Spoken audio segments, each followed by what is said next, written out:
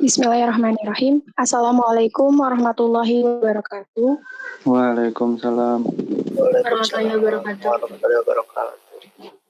Perkenalkan, saya Nursipa sebagai moderator dari kelompok 2. Saya ingin memperkenalkan teman-teman dari kelompok 2, yaitu pemateri pertama, Topik Maulana, pemateri kedua, Sela Hendina Nabiboh, pemateri ketiga, Yasmin Andika, pemateri keempat, Tasyifa Nafsiyah Mutmainah, materi kelima, Rizky Julian Aditya.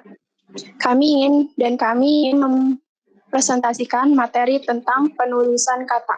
Mari kita simak materi sebagai berikut. Pemateri pertama. Ya, yang pertama, penulisan kata. Penulisan kata terdiri dari dua kata, yaitu penulisan dan kata. Penulisan adalah proses cara pembuatan menulis atau menulis, sedangkan kata adalah unsur bahasa yang diucapkan atau dituliskan yang merupakan perwujudan kesatuan perasaan dari pikiran yang dapat digunakan dalam berbahasa. Penulisan kata dikelompokkan menjadi dua, yaitu yang pertama kata dasar, imbuhan, bentuk ulang, gabungan kata, kata ganti, kata depan, kata si dan sang, partikel, singkatan, akronim, angka, dan lambang. Yang pertama ada kata dasar. Kata dasar adalah kata yang berupa kata dasar yang ditulis sebagai satu kesatuan. Contohnya itu, buku itu sangat tebal. Yang kedua ada kata turunan. Kata turunan ini adalah kata yang ditulis serangkai dengan kata dasar, seperti awalan, sisipan, dan akhiran. Contohnya ada bergeletar, bertepuk tangan, dan mancanegara. Yang ketiga ada bentuk ulang. Bentuk ulang ditulis secara lengkap dengan menggunakan tanda hubung.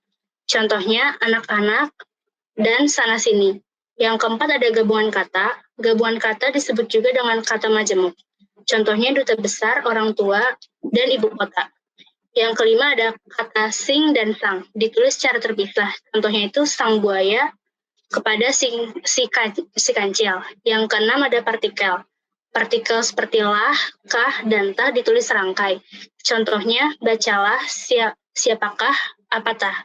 Partikel per yang diartikan sebagai mulai, demi, dan tiap. Contohnya per 1 Mei atau per helai. Yang ketujuh ada kata ganti, ku, kau, mu, dan nya. Ditulis serangkai dengan kata yang mengikutinya. Contohnya, ku miliki, kau ambil, pulpenmu, dan miliknya. Yang ke-8 ada kata depan seperti di, ke, dan dari. Ditulis secara terpisah kecuali kata yang sudah lazim. Misal, kepada, daripada, atau keluar. Contoh katanya itu ada di dalam, ke tengah, dan dari rumah. Singkatan. Singkatan adalah bentuk yang dipendekkan yang terdiri dari satu huruf atau lebih. Singkatan. Nama, gelar, jabatan. Contoh, Dr. Insinyur Haryadi. Singkatan nama resmi lembaga pemerintah dan ketatanegaraan. Contoh, MA atau Mahkamah Agung. Singkatan umum yang terdiri atas 3 huruf atau lebih diikuti satu tanda titik. Contoh, DST dan seterusnya, DLL dan lain-lain, DKK dan kawan-kawan. Lambang kimia, contoh Na natrium, ons, L atau liter. Akronim, singkatan yang berupa gabungan huruf awal, suku kata, ataupun huruf dan suku kata dari deret kata yang diperlakukan sebagai kata. Akronim nama diri berupa gabungan huruf awal dari deret kata ditulis dengan huruf kapital. Contohnya PBB, Perserikatan Bangsa-Bangsa. Akronim nama diri berupa gabungan suku kata dengan huruf kapital. Contoh UNICEF, Unit Nation International Children Education Fund. Dan yang ketiga ada akronim yang bukan nama diri berupa gabungan huruf suku kata dengan huruf kecil. Contohnya Panwaslu. Angka dan lambang. Angka dipakai untuk menyatakan lambang bilangan atau nomor dan untuk menyatakan ukuran panjang, berat, dan isi.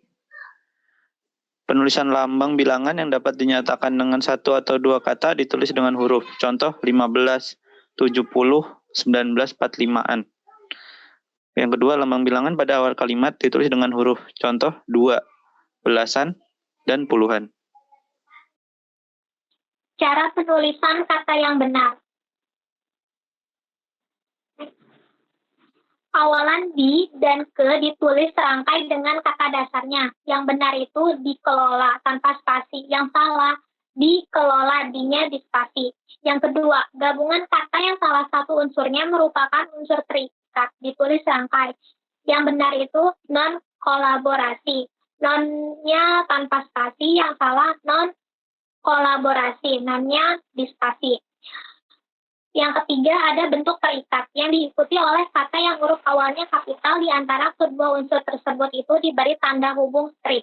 Yang benar, non tanda hubung Indonesia. Yang salah, non Indonesia tanpa tanda hubung.